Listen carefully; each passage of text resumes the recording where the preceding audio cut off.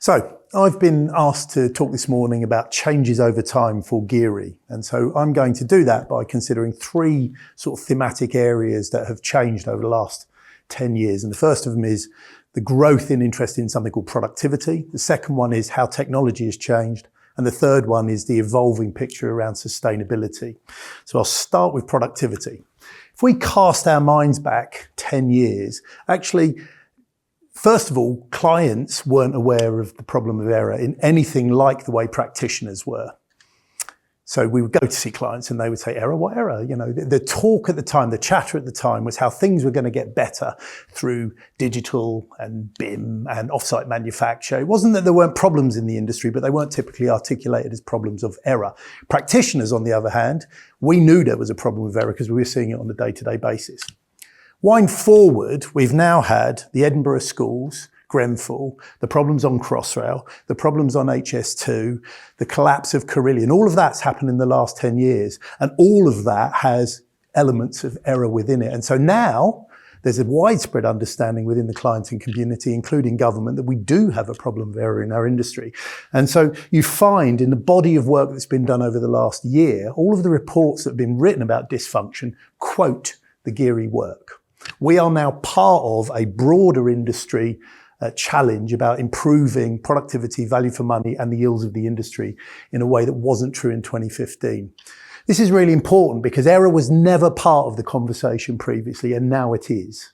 It's right at the heart of it. And I think it's very important for people involved in GIRI to remember that we're not everything within this overall industry improvement thing. We are, however, the experts on the subject of error. And I think it's really important that we double down on that. We don't get sucked into a whole load of other stuff. We really focus on changing culture and behaviour in relation to error within our industry as part of a family of people trying to sort things out more generally. So that's first.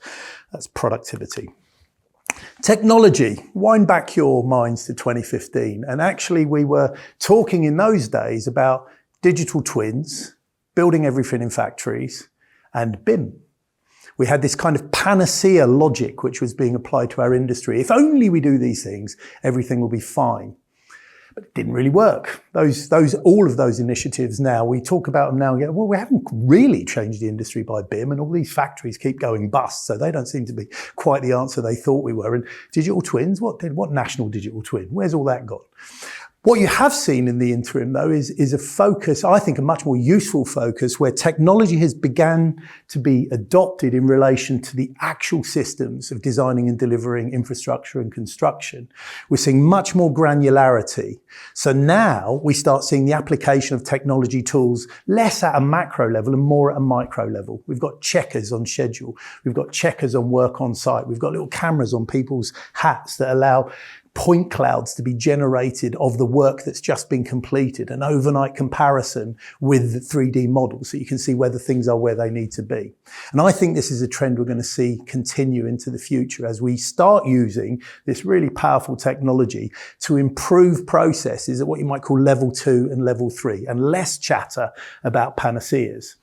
However, AI is just another panacea. We're hearing about that a lot at the moment. And I think it's important that we understand that AI has tremendous potential to enhance how we do our work. But it's only going to do that if we deploy it at the right level within the systems. It's not a general panacea, but it is going to turn out to be very, very useful in our day-to-day work if we apply it appropriately at the points in the systems where we have problems.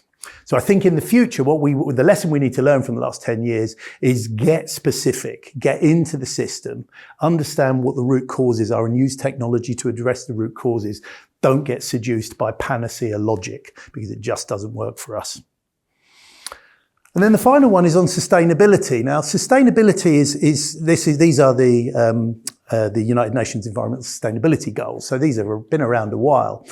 And sometimes it's hard to understand how directly error relates to this. But if I just say to you that every error generates a waste of materials, introduces a risk of an environmental contamination event, wastes a load of human capital, time, destroys reputations, and contributes to an overall lack of value for money or purposeful delivery of all of the infrastructure, housing, and stuff that people need to live happy and healthy lives, well, then you can immediately see that we're right in the middle of this.